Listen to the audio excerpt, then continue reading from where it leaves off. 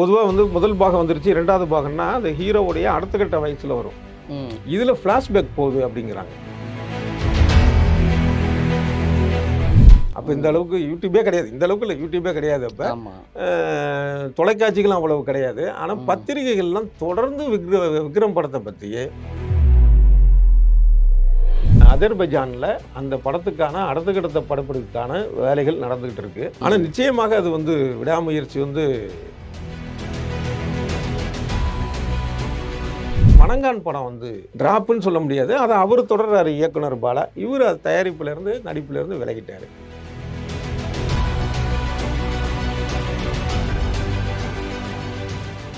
கேள்விக்கணைகள் நிகழ்ச்சிக்கு வரவேற்பதில் மகிழ்ச்சி. பொதுவாக நம்ம சமீபத்திய அரசியல் நிகழ்வுகள் குறித்து நம்ம உரையாடுவோம். இன்னைக்கு சினிமா சம்பந்தப்பட்ட பல தகவல்கள் வந்த வண்ணம் இருக்க. அதை பற்றி இன்றைக்கி பேசலான்ட்டு நினைக்கிறோம். நம்ம கூட விவாதத்தில் இணைஞ்சிருக்கவர் மூத்த பத்திரிகையாளர் டிவி சோமு அவர்கள். வணக்கம் சார். வணக்கம். இங்கே அரசியல் மட்டும் இல்லை, சினிமாவிலேயே நல்ல தகவல்களை சேமித்து வச்சிருக்கக்கூடியவர். அதனால் இந்த வாரம் சினிமா பக்கம் போயிடலாம். கண்டிப்பாக கண்டிப்பாக. இது இந்த வடக்கன் ஒரு படம் வருது. அது என்ன, இந்த பேர்லேயே முதல்ல சர்ச்சை இருந்தது. இப்போ இந்த ட்ரெய்லர் ரிலீஸ் ஆனதுக்கு அப்புறம் அதில் ஒரு சர்ச்சை வெடிக்குது. அந்த படம் என்ன ரிலீஸ் ஆகுமா, இல்லை அதுவும் முடங்கி போயிருமா? இல்லை, அது தயாரிப்பு தரப்புலேயே இப்போ சொல்லிட்டாங்களா. அதாவது அந்த தலைப்பை மாற்றி நாங்கள் வேற ஒரு வெளியிட வேண்டியது வந்து தள்ளி போயிடுச்சு. இப்போ இந்த பிரச்சனையினால சென்சார் போர்டு அனுமதி கிடைக்கல, அந்த தலைப்புக்கு தடை பண்ணிட்டாங்க அப்படிங்கிறதுனால.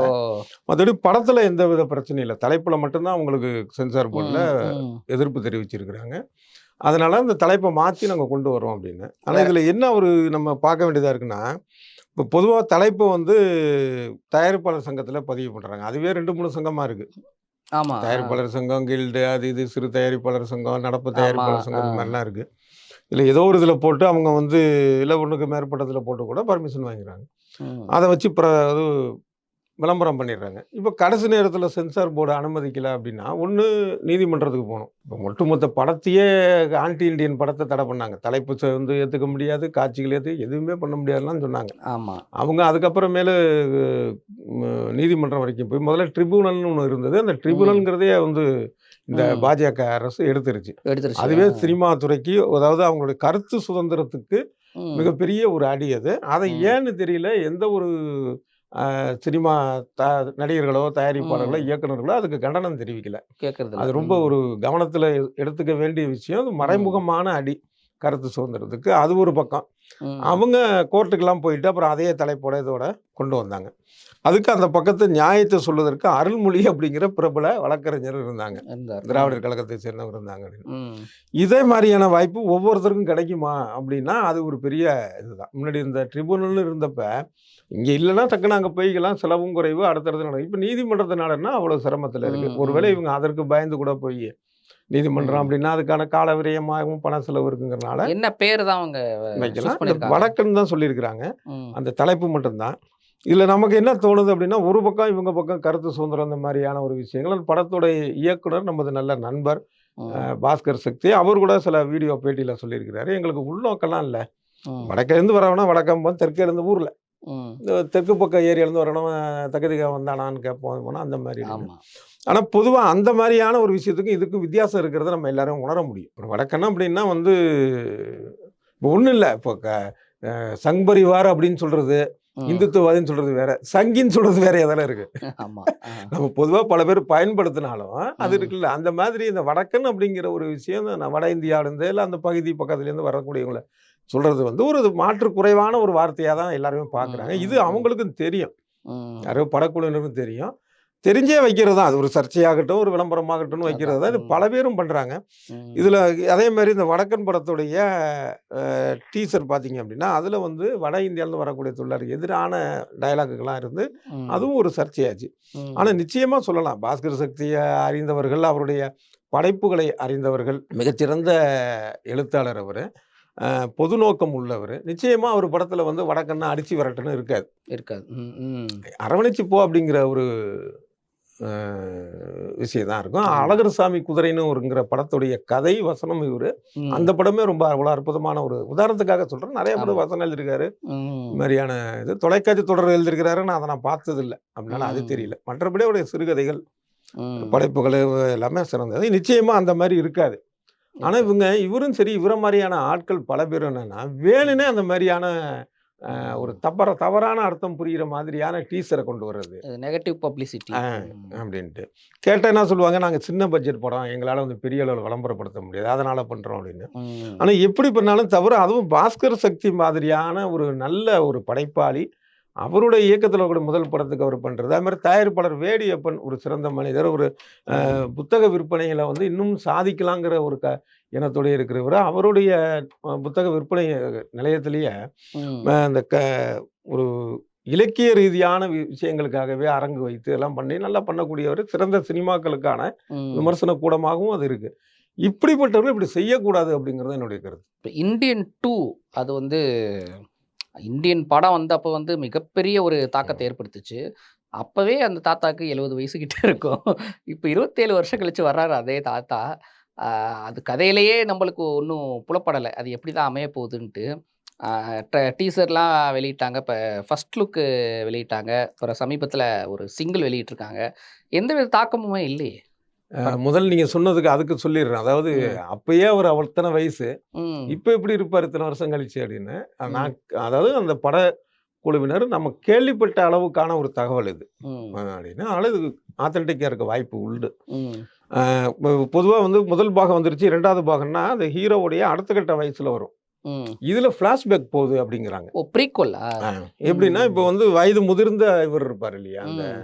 கமல் இருப்பாரு அந்த படத்துல. ஆமா. அவருடைய பையன் தான் இறந்துடுற மாரி காட்டுவாங்க. அது மாரி ஆமா. இவரு பண்றாரு. ம். அந்த வயது முதிர்ந்த கமலுடைய இளமை பருவம். ஆ. அவங்களுடைய அப்பா போகுது. அப்பனா உங்களுக்கு வந்து கிட்டத்தட்ட உங்களுக்கு 1947க்கு முன்னாடில போ வேண்டியது இருக்கும். ஆமா. அந்த மாரியான விஷயம் அங்க போறதுனால தான், ம். பல்வேறு அதாவது தாமதம் ஏற்படுத்துறதுக்கான ஏன்னா அதுக்கான அரங்குகள், ம். கிராபிக்ஸ் இது மாரி விஷயங்களுக்கு தான் இத்தன நாளு. அதாவது அதுவும் ஒரு காரணம். ம். ம். வேற பல பிரச்சனைகள் இருந்தன. இதுவும் ஒரு ம். காரணம். அந்த மாரி ஏன்னா, இப்ப அதுக்கப்புறம் திருவனந்தபுரம் போய் கூட அங்க சில ஆனா படப்பிடிப்புகள் அதுலயும் முதல்ல பழைய ஒரு அரங்கு. சாங் வெளியிட்டாங்கல்ல. ம். இண்டியன் தாத்தா வாங்க, மீண்டும் வாங்கன்ட்டு. அந்த சாங் பார்த்தீங்கன்னா, இப்போ உள்ள காலகட்டத்துக்கு ஏத்த மாரி தானே அந்த இது கொண்டு அதுல போறாங்க. ஏதாவது வந்து ஒரு ஃபைனலா அதாவது இந்த ம். போன விக்ரம் படத்துல வந்தோன கடைசியா வந்து ஒரு இது சூர்யாவ சேர்த்த மாதிரியான உதாரணத்துக்காக சொல்றேன். ம். ம். அந்த மாதிரி எதுவும் இருக்கிறதுக்கான ஒரு இருக்க வாய்ப்பு வாய்ப்பு இருக்கு. இருக்கலாம். ம். 1. ம். ம். இன்னொன்னு அவங்க திட்டம் போட்டு கூட வந்து பெருசா அ ஒரு சோசியல் மீடியால வந்து அ ம். ஒரு வைரல் ஆக்காம கூட விட்டுருக்கலாம். காரணம் என்னன்னு நான் நினைக்கிறேன் அப்டின்னா, ம். வு ப க சமீபத்தில வந்த கமலுடைய முந்தைய படம் விக்ரம் 2. ம். இப்ப அந்த படம் வர்றதுக்கு முன்னாடி கூட ஒரு எதிர்பார்ப்பு இருந்ததே தவிர, இதே மாதிரி ஒரு பெருசா வந்து ஒரு இத ஏற்படுத்தல. ம். ம். இப்ப மத்த இந்த ஜெயிலர் படம் வந்தப்போ, அதுக்கு முன்னாடி இருந்த ஒரு பெரிய ஒரு எதிர்பார்ப்போ, அத ஆமா. பத்தின தொடர்ந்து பேச்சு, அப்படிலாம் வந்து பார்த்தீங்கன்னா, விக்ரமுக்கு இல்ல. அதுக்கு இல்ல. காரணம் வந்து என்னன்னா, சில கமல் படங்கள்லாம் ஒரு அதீத எதிர்பார்ப்பு ஏற்படுத்தினாலே, எதிர்பார்த்த வெற்றி அடையல அப்படிங்கிற ஒரு பேச்சு உண்டு. உண்டு. ம். இப்ப அதனால இதே இருக்கும். விக்ரம் எடுத்தீங்கன்னா, 1987ல வந்தது அந்த விக்ரம். அந்த ம். நேரத்துல வந்து எல்லாரும் வாய பொளந்துக்கிட்டு எதிர்பார்த்துட்டு இருந்தாங்க. அப்ப இந்த ம். அளவுக்கு யூடியூபே கிடையாது. இந்த அளவுக்கு இல்ல. யூடியூபே கிடையாது அப்ப. ஆமா. அ தொலைக்காட்சிகளும் அவ்வளவு கிடையாது. ஆனா ம். பத்திரிகைகள்லாம் தொடர்ந்து விக்ரம் படத்த பத்தி ம். எழுதிக்கிட்டே ரொம்ப பிரமிப்பா இருக்கும். இந்தியாவிலே ஒரு புதுமையான திரைப்படம். ஆனா உண்மையாகவே அது வந்து அந்த காலகட்டத்துக்கு ஒரு புதுமையான திரைப்படம், சிறந்த திரைப்படம், ரசிக்க வைக்கிற திரைப்படம். ஆனா எதிர்பார்த்த அளவுக்கு போகல. போகல. என்ன ம். சொன்னாங்க அப்டின்னா, அளவுக்கு மீறி எதிர்பார்ப்பு ஏற்படுத்துச்சுன்னு சொல்லி அவரு சொன்னாரு. இந்த அளவுக்கு சரி ம். தவிர அந்த மாரி ஒரு விமர்சனம் அதுதான் கமலுடைய இருக்கும். இன்னும் சில படங்களுக்கு இருந்திருக்கு. ம். ம். நல்லா இருக்குங்க படம். ஆனா அது ஏங்க ஓடல போல. அப்டின்னாங்க. ரொம்ப அ எதிர்பார்ப்ப ஏற்படுத்துது. அது ஆமா. வந்து இவங்க யோசனை பண்ணியிருந்திருக்கலாம். ம். இப்போ அதன் 1ஆம் தேதி காரணமாக வந்து இது வருது. ஆடியோ லான்ச் பண்றாங்க. யார் யாரெல்லாம் அதுல கலந்துக்கிறா? ஆமா. அது வந்து ரஜினி உட்பட வந்து முக்கியஸ்தர்கள் கலந்துக்கிறாங்க. நேரு ஸ்டேடியத்தில நடக்குது. ம். இப்ப அத வச்சு கூட இன்னைக்கு நம்ம பேசுற நேரத்தில இப்ப திரை வட்டாரத்திலயும், சில ஊடகங்கள்லயும் வந்து ஒரு ம். புரளி கிளம்பிக்கிட்டு இருக்கு. எப்படின்னா, ரஜினி வந்து வரமாட்டேன்னு சொல்லிட்டாரு. ஓ! அப்படின்ட்டு. அது எப்படி அது கிளம்புது? இது ஏன் இப்படிலாம் கிளப்புறாங்க அப்படின்னு தெரியல. ஏன்னா, ம். திரைத்துறை அப்படிங்கிறதுல ரஜினி எந்த அளவுக்கு ஆர்வமானவர்ங்கிறது எல்லாருக்கும் தெரிந்த ஒரு விஷயம். கமல் இருக்கிறாரு ஆர்வம் தெரிஞ்சது. அத தாண்டி 2 பேரும் நல்லா தான் பழகிட்டு இருக்கிறாங்க. இவங்க ரசிகர்கள் தான் மோதல்ல இருக்க இல்ல ஒழிய இது என்னன்னா, இப்ப ஒரு படம்னா, ரஜினி படம்னா, ஜெயிலர் படம்னா, அதோட ஆடியோ லான்ச்சுக்கு மத்த பெரிய நடிகர்கள் யாரும் கூப்பிட மாட்டாங்கல்ல. விஜய் படம்னா விஜய் தான் வருவாரு. அஜித்த கூப்பிட முடியுமா? இல்ல சூர்யாவ கூப்பிட முடியுமா? இப்போ உதாரணம் பொன்னியின் செல்வன் எடுத்தீங்கன்னா, அதுல கமல், ரஜினி 2 பேருமே நடிக்கல. ஆமா. கமல் வாய்ஸ் அவ்வளோதான். ம். இன்னும் நடிக்கல. ஆனால் 2 பேரும் வந்தாங்க. ஏன்னா தமிழ் பட விழாவில் ஜாக்கி சான் வந்து கலந்துக்கிட்டது கூட நடந்ததெல்லாம் உண்டு. தசாவதாரம். அதான் அதனால அது ஒரு பெரிய விஷயம் இல்லை. கமல் அப்படி அழைக்கிறவர் தான். கமல் சார்பான அந்த ஒரு பட தயாரிப்பு அழைக்கிறவர் தான். தவிர 2 நண்பர்கள். இதை எப்படி நான் நினைக்கிறேன்னா, அது எப்படி கிளம்பியிருக்கோம் அப்படின்னா, இவங்க போய் கேட்டப்போ வந்து ஒரு ஓய்வு எடுத்திருக்கிறத அந்த ஒரு காலகட்டமாக இருக்குது இப்போ எனக்கு அப்படின்னு ரஜினி சொன்னதாக ஒரு தகவல் உண்டு. அதை தான் சொல்லியிருப்பாரு தவிர அது பேச்சுவாக்கில் வரமாட்டேன், வர முடியாத அளவுக்கு எனக்கு வந்து உடல்நலம் சரியில்லை போல வரலாம் அப்படிலாம் அவர் சொல்லவே இல்லை. ஓய்வு எடுக்கிறதுங்கிறது வேற என்ன, இது நடக்கிறது வந்து அதே சென்னை தான். இப்போ ரஜினி இருக்கிற அதே சென்னை தான் நடக்க போகுது. ஆமாம். அப்போ இங்கேருந்து போயஸ் கார்டன்லேருந்து நேரு ஸ்டேடியம் அவ்வளோ, அது ஒரு பெரிய விஷயம் இல்லை. தவிர அவங்களுக்குள்ள இருக்கக்கூடிய ஒரு நல்ல ஒரு நட்புங்கிறது என்னைக்கு இருக்கிற ஒரு விஷயம் தான் அது. அதனால ரஜினி கலந்துக்குவார் அப்படிங்கிறது தான் பெரும்பாலானுடைய கருத்து, என்னுடைய கருத்தும் அதுதான். Okay okay. இன்னொன்று பார்த்தா விடாமுயற்சி பேர் எதனால வச்சாங்கன்னு தெரில. விடாமுயற்சியை இன்னும் நடந்துக்கிட்டு இருக்கா ஷூட்டிங்கு, இல்லை முடிஞ்சிருச்சா, இல்லை ரிலீஸ் ஆகுமா ஆகாதா? கிட்டத்தட்ட 1 வருஷத்துக்கு மேலே ஆயிடுச்சுல அவரோட படம் வந்து. பல பேருக்கு வந்து என்னன்னா அந்த படத்தையே கைவிட்டாங்களா அப்படிங்கிற மாதிரிலாம் எழுதவும் பேசவும் ஆரம்பிச்சிருக்காங்க. ஆனால் நம்ம பேசுகிற இந்த நேரத்தில் அஜர்பைஜானில் அந்த படத்துக்கான அடுத்த கட்ட படப்பிடிப்புக்கான வேலைகள் நடந்துகிட்டு இருக்கு. லைக்கா சார்பாக சில பேர் போயிருக்கிறாங்க, அங்கே முன்கட்ட வேலைகள் தயாரிப்பு வேலைகள் செய்கிறதா போயிருக்கிறாங்க. இப்போ இவர் வந்து குட் பேட் அக்லி படத்தில் நடிச்சிட்டு இருக்கிறார் ஹைதராபாத்தில் அஜித். பலவித ஒரு புரளிகள் கிளம்புற மாதிரி இது. ஏன்னா அதுக்கு நியாயம் இருக்குது. இந்த மாதிரி புரளி கிளம்புற நியாயம்னா அஜித் படம் அப்படின்னாலே அவர் பர்ஃபெக்டாக ஆரம்பிச்சு முடியும் அப்படிங்கன்னா அவர் ரொம்ப அதில் கரெக்டாக இருக்கக்கூடிய ஒரு மனிதர் அவர். ஆனால் அவருடைய படத்தில் இவ்வளவு சிக்கல் யாரும் எதிர்பார்க்கல. ஆரம்பத்தில் விக்னேஷ் சிவன்ல ஆரம்பிச்சு ஒவ்வொன்றா வந்து யார் டைரக்டர்னு பார்த்து முடியாமல் இருந்தனால அதனால வந்த வதந்தி இது. ஆனால் நிச்சயமாக அது வந்து விடாமுயற்சி வந்து தொடரும் வெளியாகும். முயற்சியை கைவிடாம முயற்சியை கைவிடல. கரெக்ட், அருமை. இது அதே மாதிரி இப்போ சூர்யா பார்த்தீங்கன்னா லாஸ்ட்டாக 2014 அஞ்சான்னு ஒரு படம் வந்தது. அதுலேருந்து தொடர்ச்சியாக ஃப்ளாப்பு தான் அவருக்கு. அதுக்கு முன்னாடி சிங்கம் 2 மட்டும்தான் அவருக்கு மெகா ஹிட் கொடுத்தது. கிட்டத்தட்ட ஒரு 10 வருஷமாக ஃப்ளாப்பு. இதுக்கு ஏன்னா நடுவில் 2 படங்கள் ஹிட் ஆனாலும் அது ஓடிடியில் போயிடுச்சு. அவர் இப்போ என்ன தான் பண்ணுறாரு? அவரோட அடுத்த படம் வருமா? இப்போ நடிச்சிட்டு இருக்கிற கங்குவா படத்தை பற்றி ஒரு ஐயத்தோடு பேசக்கூடியவங்க இருக்கிறாங்க. உண்மைதான் நீங்கள் சொன்ன ஒரு விஷயம். ஆனால் இன்னொரு இது நம்ம பார்த்தோம் அப்படின்னா, இப்போ ஓடிடி வேற தியேட்டர் வேற அப்படிங்கிறதுக்கான ஒரு வித்தியாசமே ரொம்ப குறைஞ்சி போச்சு. பொதுவாகவே படங்கள் வந்து பார்த்தீங்கன்னா தியேட்டரில் வருதா, சரி கொஞ்ச நாளில் ஓடிடி வந்து பார்த்துருவோம் அப்படிங்கிற ஒரு எண்ணம் இருக்கிறதுனால நம்ம ரெண்டுத்துக்கும் பெருசாக வேறுபாடு காட்ட வேண்டியதில்லை. இவரது ஓடிடியில் வெளிவந்தால் கூட சூரரை போற்றோ ஜெய் பீமோ பெரிய வெற்றி தான். படத்தை எடுக்கிறாங்க, எடுத்ததுக்கப்புறம் அதற்கான பணம் வந்ததா 2 பங்கா 3 பங்கா 5 பங்கா வந்ததானா வந்தது இந்த 2 படத்துக்கு. ஒன்று தியேட்டரில் வெளியிட்ட இவருடைய திரைப்படங்கள் வந்து பெரிய அளவில் இவர் எதிர்பார்த்த அளவுக்கு போகலைங்கிறது உண்மைதான். ஆனால் அது ஒரு பெரிய விஷயம் இல்லை. இப்போ தொடர்ந்து சில படங்கள் தோல்வி அடைகிறது அப்படிங்கிறது, எதிர்பார்த்த வெற்றி அடையாதுங்கிறது எல்லா நடிகர்களுக்கும் நடிக்கக்கூடிய ஒரு விஷயம்தான். இதில் இன்னொரு விஷயமும் இவருக்கு ஒரு இது ஆயிடுச்சு. என்னன்னா, அதாவது இப்படி ஒரு அச்சமாக ஒரு கேள்வி வர்றதுக்கான காரணம் என்ன அப்படின்னா, வணங்கான் படம் வந்து அது வந்து டிராப்புன்னு சொல்ல முடியாது. அதை அவர் தொடர்றாரு இயக்குனர் பாலா. இவர் அது தயாரிப்புலேருந்து நடிப்புலேருந்து விலகிட்டார். ஆமாம், அது இவர் அருண் விஜய் தானே பண்ணுறாரு. ஆமாம், அருண் விஜய் பண்ணுறாரு. இல்லை சூர்யா வந்து அதுலேருந்து விளங்குறது இருக்கு இல்லையா, அதுலேருந்து வந்து சூர்யாவுக்கான என்ன அப்படி ஆயிடுச்சு, அவருக்கு வெக்ஸ் ஆகிட்டாரா இதாகிட்டாருங்கிற பேச்சுக்கு காரணம் அதுவும் ஒரு காரணம். அது ஒன்று. ஆனால் அது ஒரு பெரிய விஷயமாகவே ஒரு எடுத்துக்கலை அப்படிங்கிறது தான் உண்மை. அதாவது அதில் சில கோடிகள் வந்து இழப்பு இருக்கும். ஏன்னா தயாரிப்பு இவர் குறிப்பிட்ட நாள் ஷூட்டிங் நடந்ததுக்கப்புறம் வந்துட்டார் அப்படின்ட்டு அது வந்துடுச்சு. அது ரொம்ப ஒரு டாக்டிஸாக ஒரு பிரச்சனையாக்காம, ரைட்டு நமக்கும் வந்து ஒரு நல்லா நடிக்க வச்சு படம் எடுத்த இயக்குனர் பாலா, ரைட்டு இது நமக்கு செட் ஆகலை போங்க, ரைட் நம்ம இப்படி போயிடுவோம் அப்படிங்கிறது பாராட்ட வேண்டிய ஒரு விஷயம் தான். அது ஒத்து வரலை அப்படின்னா அது ரொம்ப நாகரிகமாக வந்தது. இன்னொன்று வந்து என்னென்னா, அந்த வாடிவாசல் படத்தை பற்றின ஒரு பேச்சும் இந்த மாதிரியான ஒரு சூர்யாவுக்கு எதிராக வரக்கூடிய பேச்சுக்கு காரணமாக இருக்குது வாடிவாசல்.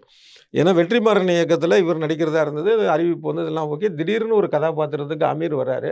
அமீர் வர்றது இவருக்கு பிடிக்கல அப்படின்னு சொல்லி ஒரு பேச்சு, அதனால அது போகலை அப்படின்னு. ஆனால் இது எந்த அளவுக்கு சரி தப்பு அப்படிங்கிறது எது உண்மைங்கிறத வந்து அந்த சம்மந்தப்பட்டவங்க தான் எதுவும் சொல்லணும். ஒரு அமீர் சொல்லலாம், இல்லை அதை விட முக்கியமாக பார்த்தீங்கன்னா சூர்யா சொல்லலாம், அவர் தான் ஃபர்ஸ்ட் கமிட் ஆனவர். இதை விட முக்கியமாக வெற்றிமாறன் பேசலாம், அவர் தான் இயக்குனர். ஆமாம். ஸோ இது எதுவுமே இல்லாமல், ஏன்னா சிசி செல்லப்பாவுடைய நாவல் அந்த வாடிவாசல் அவ்வளோ அற்புதமான ஒரு நாவல். அவசியம் அதை வந்து ஒரு திரைப்படமாக எடுக்கிறதுக்கே வந்து ஒரு டேலண்ட் வேணும். அதை வந்து வெற்றிமாறன் படித்து அதை எடுக்கிறாரு அப்படின்னா அந்த மாதிரி ஒரு நல்ல படைப்பு வர்றதுக்கு நம்ம எல்லாம் ஆதரவா இருக்கணுமே ஒழிய, அதுல இவர் நடிச்சாரு, இவருக்கு பிடிக்கல, அவர் நடிச்சாரு, இந்த மாதிரியான சர்ச்சைகளை தாண்டி நம்ம போறது நல்லதுன்னு தோணுது. அப்படின்னு இதை தாண்டி இப்ப கங்குவாவுக்கு வருவோம். இந்த கங்குவாவுக்குன்னு சொல்றாங்க. இது என்ன வந்து 300 கோடி செலவுங்கிறாங்க.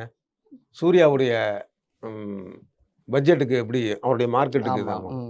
அதாவதுன்னா ஒரு நடிகருடைய மார்க்கெட்டு மட்டுமே வந்து ஒரு திரைப்படத்துக்கானது. இப்போ மஞ்சுமல் பாய்ஸ் வந்து என்ன நடிகர் ஹீரோ வேல்யூவா? ஒரு படம் நல்லா இருந்தது, அதெல்லாம் ரிஸ்டியாக கிடையாது. அது மாதிரி இந்த முதல்ல இந்த படத்துக்கான ஒரு விஷயம் இருக்கு இல்லையா, அதை வந்து எல்லாரையும் கவர்ற அளவுக்கு இருக்கு அப்படிங்கிறது தான் டாக். அந்த தைரியத்தில் தான் இவ்வளோ பணத்தையும் முதலீடு பண்ணுறாங்க. பேன் இண்டியா படமாக உருவாகுது. இந்தியாவில் இல்லாத மற்ற நாடுகளுக்கு பேசப்படக்கூடிய மொழிகளிலும் டப்பிங் பண்ண போகிறாங்கிறாங்க. இப்போ அவ்வளோ அந்த அளவுக்கு கதையை பண்ணுறாங்க. அது மாதிரி மேக்கிங் அந்த மாதிரி ரொம்ப சிறப்பாக இருக்குன்னு எல்லாரும் சொல்கிறாங்க. இப்போ சூர்யாவே வந்து தன்னை ரொம்ப வருத்திக்கிட்டு நடிக்கக்கூடிய ஒரு மனிதர். அப்போ இதில் இன்னும் கூடுதலாக கவனம் செலுத்தி அவர் நடிக்கிறாரு, அக்கறை செலுத்துறாரு. ஒரு சின்ன சின்ன வேடங்களுக்கு கூட அவ்வளோ முக்கியத்துவம் கொடுத்து இயக்கி அதுக்கான ஒரு முக்கியத்துவத்தை கொடுத்து பண்ணுறாங்க. அப்போ இதெல்லாம் பார்க்குறப்ப இத்தனை மொழிகளில் அதை டப்பிங் ஆகுது, பேன் இண்டியா படமாக இங்கே வருது, அதை தாண்டி வெளிநாட்டு மொழிகள் டப்பிங் ஆகுது, இதெல்லாம் பார்க்குறப்ப நிச்சயமாக அது வந்து ஒரு 300 கோடி அப்படிங்கிறது வந்து ஒரு செலவாக அவர்கள் அதை தாண்டி வருமானம் வரக்கூடிய அளவுக்கு வாய்ப்பு இல்லைன்னா செய்வாங்களா? அதனால் நிச்சயமாக இது வந்து ஒரு வெற்றிகரமான படமாக இருக்கும். அது ஒரு எதிர்பார்ப்பு ஏற்படைய படமாக இருக்கும் தான் நான் நம்புகிறேன்.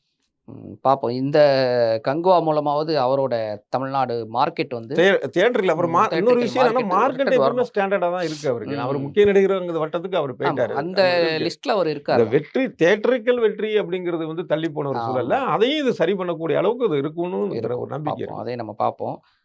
இளையராஜா அவர் வந்து ஐஐடி கூட இணைஞ்சு ஒரு ப்ரோக்ராம் பண்றது, அது வந்து நிறைய பேர் வந்து எதிர்ப்பு தெரிவிக்கிறாங்களே. ஐஐடிக்கு என்ன இப்போ என்ன அப்படின்னா, இப்போ ஐஐடி அப்படின்னாலே சர்ச்சை அப்படிங்கிற ஒரு விஷயம் நம்ம பார்த்துட்டு இருக்கோம். பல வருடங்களா பார்க்குறோம். ஏன்னா அங்கே கொடுக்கப்படக்கூடிய அங்கே இருக்கக்கூடிய இடஒதுக்கீடு விஷயத்தில் உள்ள கோளாறு. அடுத்தது வந்து இந்த பிற்படுத்தப்பட்ட ஒடுக்கப்பட்ட இல்லை மாற்றுங்கிற வார்த்தையை தவிர சிறுபான்மை மதத்தை சேர்ந்த மாணவர்கள் இவங்களுக்கு அங்கே இருக்கக்கூடிய ஆதிக்க சாதியினர் செய்யக்கூடிய தொல்லைகள் இதெல்லாம் நிறையா வந்திருக்கு. அதே மாதிரி வந்து இங்கே கறி சாப்பிடக்கூடாது, அங்கே இது பண்ணக்கூடாது, அது இது நிறையா விஷயங்கள் இப்படி வந்து தொடர்ந்து புகார்கள் படிக்கிறதால நிறைய தற்கொலைகள் நடக்கக்கூடிய இந்த மாதிரியான ஒரு ஜாதி பாகுபாடு காரணமாக மத பாகுபாடு இருக்கு. அப்போ அங்கே வரக்கூடிய மாணவர்கள் யாராக இருப்பாங்க, அங்கே சொல்லித்தரக்கூடிய இசை எதுவாக மட்டும் இருக்கும். அதாவது எந்த இசையில் வந்து நம்ம எதையும் ஒதுக்கலை. அதே நேரத்தில் வந்து இளையராஜா அப்படின்னாலே கிராமிய இசை தான், தமிழ் இசை தான். அதுலேருந்து தான் அவர் எடுத்தார். அன்னைக்கிளி உன்னை பாடுது அப்படிங்கிற பாட்டெல்லாம் பார்த்தீங்கன்னா 1000 வருஷத்துக்கு முன்னாடியே தமிழன் பாடின பாட்டு தானே. வயல் வாக்கியாரில் பாடின பாடல்களை எடுத்து தான் இவர் அதை வந்து சினிமாவுக்கு பயன்படுத்திக்கிட்டார். அது மாதிரியான விஷயங்கள் நிறைய பாடல்கள் அப்படிதான். இப்போ வழிநெடுக காட்டுமணிலாம் யோசனை பண்ணி பார்த்தீங்கன்னா அதுக்கு முன்னாடி ஒரு சினிமா பாட்டை சொல்லுவாங்க. அதில் அதையும் தாண்டி அந்த இசை இதெல்லாம் பார்த்தா தமிழ் இசை தான். பல ஆராய்ச்சிகள்ல பார்த்தீங்கன்னா தமிழ் இசையிலேருந்து தான் கர்நாடக இசை வந்ததுங்கிற ஆராய்ச்சிக்கான ஒரு விஷயங்கள்லாம் நிறைய பேர் பேசியிருக்கிறாங்க, செஞ்சிருக்கிறாங்க.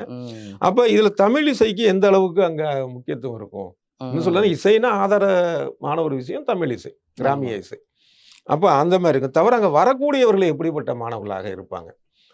நிச்சயம் இசையில் ஆர்வம் உள்ள மாணவர்கள் வருவாங்க. ஆனால் அதில் யார் யார் வருவாங்க அப்படிங்கிறது உண்மையிலே இசை ஆர்வம் உள்ள மாணவர்களுக்கான வாய்ப்புகள் அங்கே கிடைக்குமா, அங்கே என்னென்ன தடை போடுவாங்களா அப்படின்னு. ஏன்னா இளையராஜாவுடைய விஷயங்களே பார்த்தீங்க அப்படின்னா இவர் வந்து அந்த ஒரு உயர் ஜாதியினர்னு சொல்லக்கூடிய ஜாதியினருக்கு ஆதரவான ஒரு மனநிலைங்கிறது இருக்கிறார் அப்படிங்கிற விமர்சனம் பல காலமாகவே உண்டு. ஆமாம்.